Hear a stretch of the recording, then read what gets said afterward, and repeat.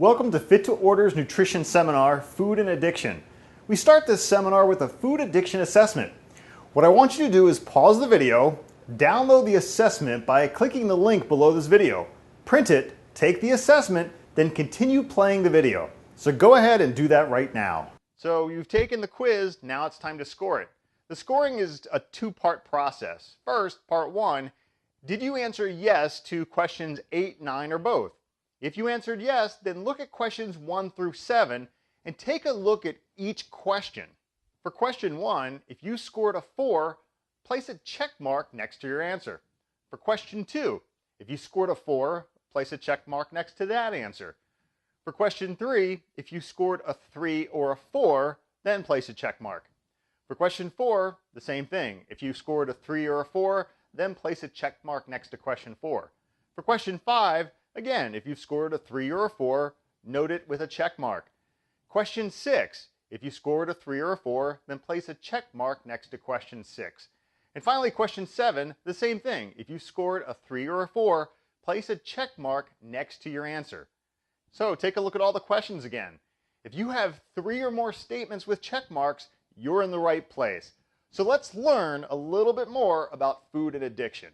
In this presentation, we're going to discuss current research on what makes certain foods addicting and review some of the strategies on how to jumpstart a plan to overcome your food addiction. Now, before we start, I do want to mention that in order to get your wellness points, you'll need to complete a brief quiz at the end of this presentation. So pay close attention to the following terms: dopamine, hyperpalatables, epigenics, breathing technique, and sugar, fat, and salt. So what's your fix? We all have them. I actually have 2 that I can think of: pizza and French fries. I love them. Now, a fix starts simple enough. You start thinking about something you'd like to do, like drink a beer. Is it happy hour yet? Check your iPhone. Can I get a sneak peek at my email during this meeting? And actually, I do that too. Shopaholic. I need to have that great new purse, that new coat, that new computer, the new golf clubs, whatever. Kissing. I'll just leave that alone. Sometimes the fix is a good thing, like daily exercise, and sometimes it's a not so good thing, like fast food. Now, with all these fixes, you get some sort of reward for engaging in your fix. You get a beer buzz, you bond with friends via email, you get a salty taste, there's a runner's high. Your brain becomes consumed by the drive to satisfy that urge. You try and try, but you just can't get it out of your head. So you give in. So what exactly is going on? I'm glad you asked. So here's the answer. Now, most of the time this happens, it's a normal neurological process, and it's a good thing most of the time. It ensures our survival, eating food, bonding with people, making babies. Everything we do is driven by a reward. It drives us to learn, to create, to innovate, and to pursue our goals. Now, as you can imagine, not all rewards are created equal. The tremendous high that you get from your morning hike is attributed to a dopamine rush. But that same dopamine hit can kill you if your reward is the puff of a cigarette, the snort of cocaine, or the taste of your last favorite food meal. Now take a look at this slide. Do you feel like this woman sometimes? What's happening is that your fix lights up an entire dopamine-driven reward pathway in your brain. Your brain literally becomes consumed by the drive to satisfy that urge. So we have a science word for you. Science word number 1, dopamine, the neurotransmitter that motivates us to seek reward. Dopamine does a few things. It signals when rewards are present, it motivates us to seek rewards, it promotes learning about those rewards, and it maintains awareness about reward-related cues. We often say things like, those chips are like crack to me. Once I start, I can't stop. Or I need my chocolate fix to get through the afternoon. And my favorite is, you know what, I really deserve that piece of pizza. These are the cravings and cries of a reward system gone wrong. And with constant practice, usually only 2 weeks, these dopamine-driven moments of pleasure progress to habits, carving deep neural pathways in our brains. And every time you give in, that pathway gets stronger and stronger, deeper and deeper, and living that healthy lifestyle becomes much more difficult. The research on the dopamine connection is expanding. For example, obese people had fewer dopamine receptors and had to eat more in order to get the same reward. Fewer dopamine receptors in these individuals were from a combination of two things. One was a predisposition and an overconsumption of a junk food diet. A tidal wave of dopamine occurs when these people were craving their favorite junk foods and they were denied, similar to drug addicts. So how exactly does food become addictive? Some fixes like drugs, nicotine, and alcohol are clearly addictive substances. But food? I mean, it's not really a felony to rip through an entire cheesecake. So for many years, researchers refuted the fact that food can be addictive. It was thought to only be habit forming, but at the behavioral level. Some experts would say, unlike heroin, you at least can't die from ODing on Ben & Jerry's. Until now. As food addiction research continued, it showed that, like other addictions, food addiction changes the working of your brain. The no, don't eat it because you're going to get diabetes part of your brain gives way to the carpe diem, baby. Dig in and eat those cookies part of the brain. And guess which foods are the most addicting? And this may be hard to believe, but guess what? It's not fruits and vegetables. Everything in moderation. This is why stressing moderation to food addicts is a moot point. The addict's reasoning part of the brain, the prefrontal cortex or PFC, is impaired. And research indicates that hyperpalatables, especially sugar, are potentially more addictive than cocaine and heroin. That may seem unbelievable, but it's true. So before we go on, here's your first quiz. And this is the one I promised that will be at the end of every section. It's only one question, so I know you can do it, and it's a really easy one. So here we go. Question number 1. What are the 3 ingredients in foods that are highly addictive? A, sugar, fat, and salt. B, dopamine, sugar, fat. C, butter, margarine, salt. So go ahead, make your selection below this video. Select A, B, or C, and then click the button to continue. So now you're thinking I'm making stuff up. How can hyperpalatables be as addictive as heroin? Well, here are a few studies. One study was done in 2010. Lab rats had an unlimited access to high-fat and high-carb diets. Those rats almost ate themselves to death. And in fact, what they did was they would walk across an electrified plate to endure painful shocks in order to get to their junk food. In one study, when the high-fat food was removed, they didn't turn to their regular food again. They withdrew and curled up into the fetal position with nervous hand-wringing and becoming excessively twitchy. They were hungry for their fix and literally had the shakes. Now what's really interesting is that once these rats became addicted to sugar, they were far more eager to gobble up amphetamines, alcohol, and cocaine in huge quantities. And guess what? When given the choice between sugar, alcohol, and cocaine, guess which ones they chose? You guessed it, sugar.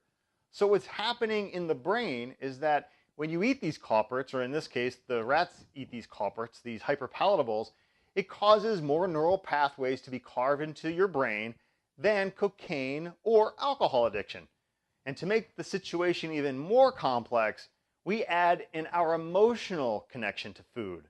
Okay, now here's question 2 of the quiz.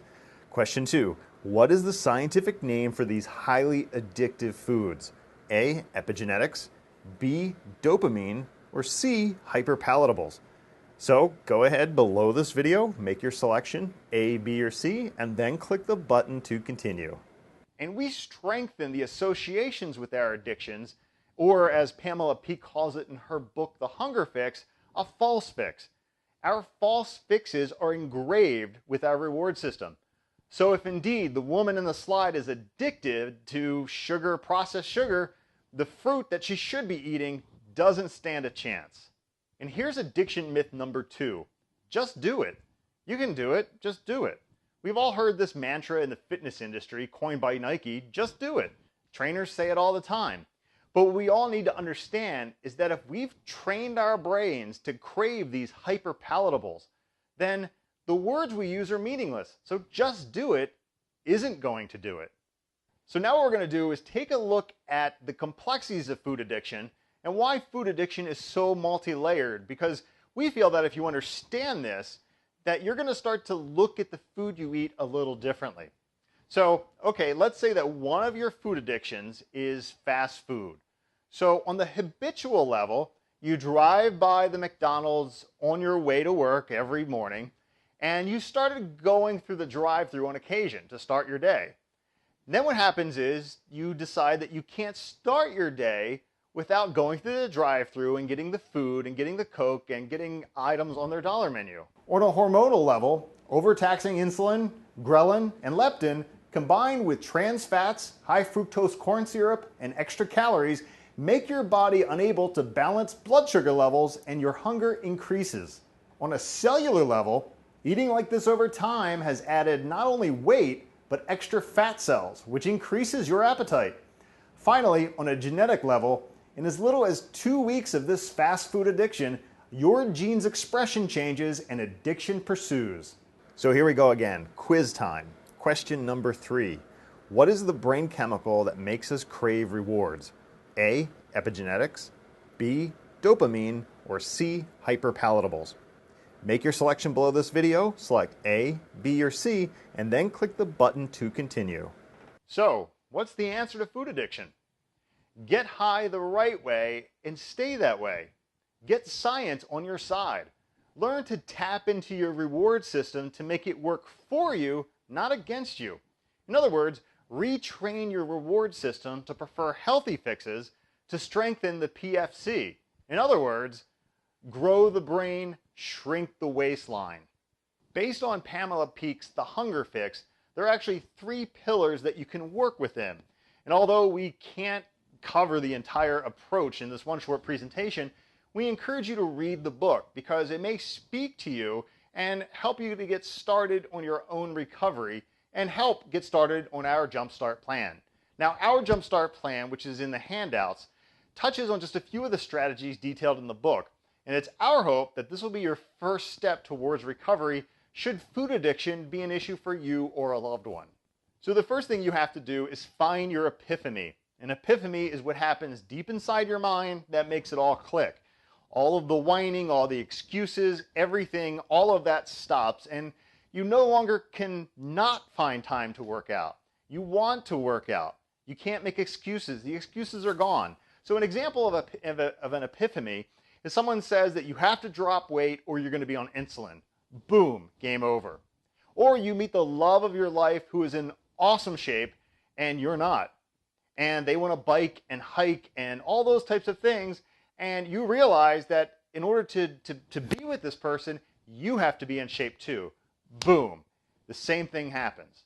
So an epiphany is a major mind change. And this occurs when the pain of where you are now is far greater than the pain it will take to get you out of your current circumstance. Now what I want to do is share with you some strategies for the road to recovery for the mind. Here are some ideas. Find your motivation, your epiphany. Practice good stress management techniques such as breathing techniques, yoga, transcendental meditation. Breathe through irritability and impulsivity. Switch your fat talk language to self-compassion language. Create a healthy living and working environment and create a support system for yourself. And current research is completely clear on the need for addicts of any kind to learn how to manage their stress. And your stress management can be as simple as using breathing techniques to get you through those moments of stress, or you could even do advanced techniques such as transcendental meditation. Whatever it might be, the bottom line is the mind plays a critical role in reclaiming a hijacked reward system and sustaining recovery from food addiction. Here's the bottom line to all of this. The mind plays a crucial role in reclaiming a hijacked reward system and sustaining recovery from a food addiction.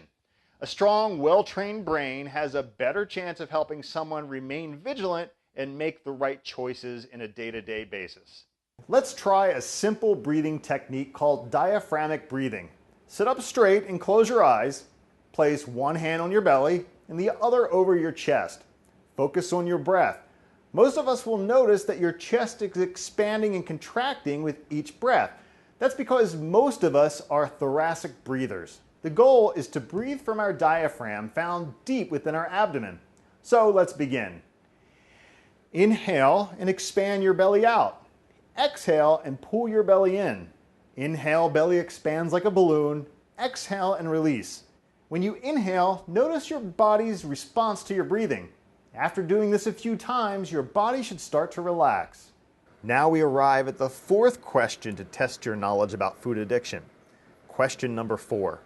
Which of the following techniques can help manage stress-related addiction? A, cooking, B, deep breathing, or C, running? You know the drill. Make your selection below this video. Select A, B, or C, and then click the button to continue. Now, those of you who have attended our seminars in the past know our rant about getting enough omega-3 fatty acids in our diet. Our Western diet is really rich in omega-6s, such as breads, etc. But salmon is one of the most rich sources of omega-3 fatty acids. So we encourage you to eat salmon 2 to 4 times a week for optimal protection against a multitude of diseases, such as heart disease, cancer, insulin resistance, diabetes, asthma, and hypertension, just to name a few. 99% of Americans don't consume enough omega-3 fatty acids. And the lack of fatty acids can cause dry skin, fatigue, brittle nails, brittle hair, constipation, frequent colds, the inability to concentrate, depression, and joint pain. Again, just to name a few of the ailments when we don't get enough omega-3 fatty acids. And before we move on to the next slide, let me talk a little bit about choline. It's a nutrient that's found in nuts, seeds, low-fat dairy, eggs, and whole grains. And what it does is it can increase nerve growth in the PFC, which is that area of our brain that needs fixing in order to change those addictive pathways. So the bottom line is this. With every mouthful, you alter your genetic expression in one way or the other. The more healthy choices are made, the stronger the brain connection, which means the more likely you're going to eat an apple for a snack versus the Snicker that's in the vending machine. And we'll leave this topic of recovery for the mouth with the quote, "Every mouthful affects your brain pathways one way or the other." So we've talked about the road to recovery for the mind, the mouth, and now what we're going to talk about is the road to recovery for muscle. And during the first phase of Peak's Hunger Fix, she emphasizes the power of walking and not marathoning it. See, exercising too intensely during the first phase can cause many to overeat. And the other thing is that the rhythmic attribute of walking is soothing to the mind and the body. And it's not until phase 2 that she really encourages you to up the intensity. So get outside and walk. Peak says that you will never ever control the overeating and food addiction struggle, nor will you achieve your healthiest dream weight unless you incorporate physical activity into your life. With every step and drop of sweat, you're building a more powerful brain as you're pushing yourself further and further away from your false fixes.